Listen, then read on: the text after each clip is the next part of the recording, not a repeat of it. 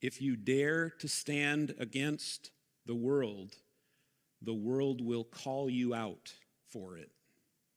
So the devil's lies don't just affect people, they affect the systems of the world. Systems of education, government, entertainment, journalism, economics, technology, and yes, sadly, even the church has been affected and infected by the lies of the devil.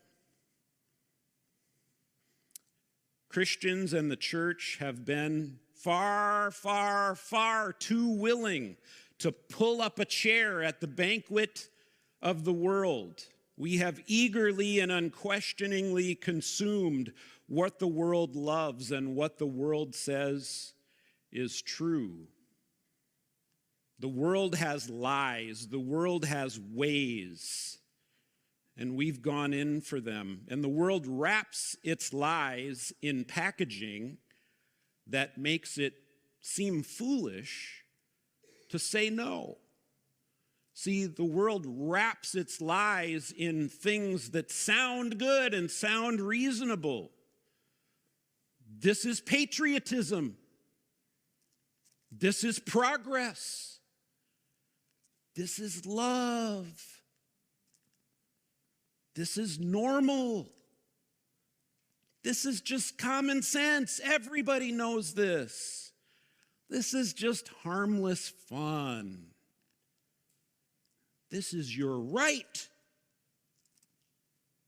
Like a Trojan horse, lies and evil have been smuggled into our lives and into our culture within each of those categories. How could any of them be bad, we wonder?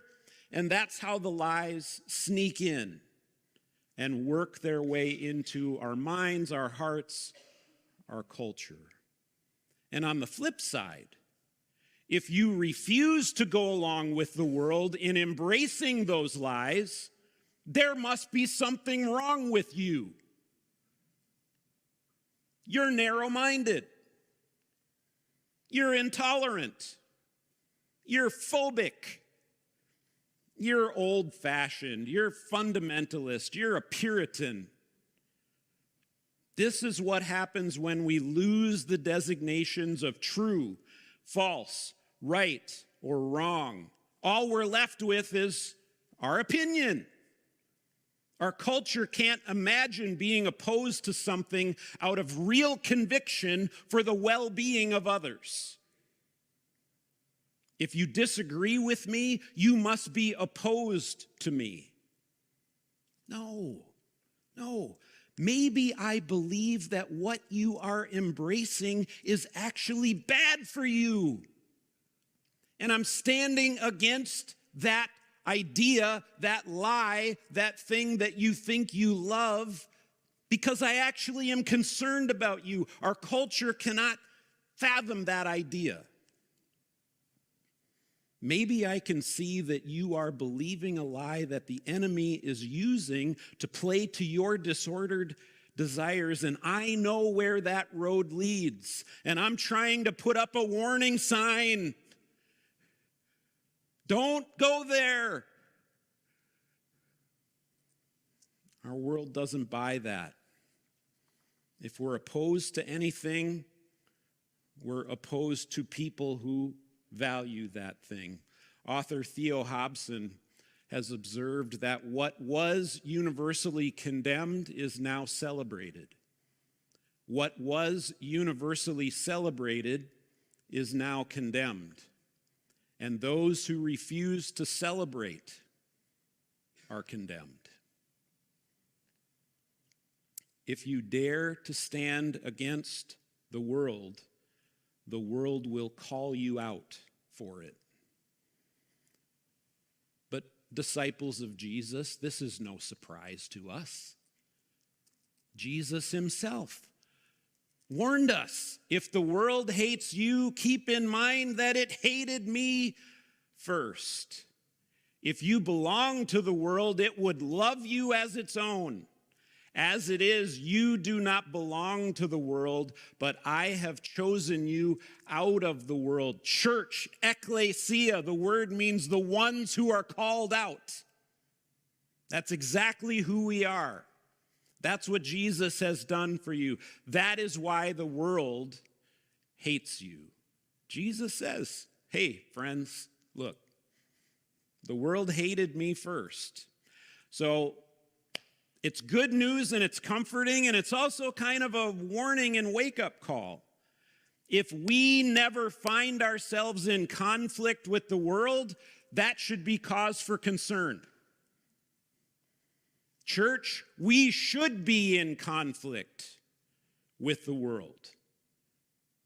We should see differences between what we believe, what we value, what we pursue, and what the world chases after. Not only does the world hate us, but John, Jesus' disciple, picks up this theme and kind of turns it around, and he says, do not love the world or anything in the world. If anyone loves the world, love for the Father is not in them. For everything in the world, the lust of the flesh, the lust of the eyes, and the pride of life comes not from the Father, but from the world. The world and its desires. The world has desires. The world and its desires pass away, but whoever does the will of God lives forever. So John lays it out plainly. Love for the world or love for God? You have to make a choice. You can't have both. You can't do both. You can't love both. We can't love God and things that are opposed to God. We can't love God and then orient our economic plans or our entertainment choices, our pursuit of personal happiness around things that are anti-God. It doesn't make sense. We can't pray, your kingdom come, your will be done on earth as it is in heaven, and at the same time enjoy and propagate the rival kingdom that God is coming to overthrow. Can't do it. John says you have to make a choice. Love God or love the ways of this world. Not both.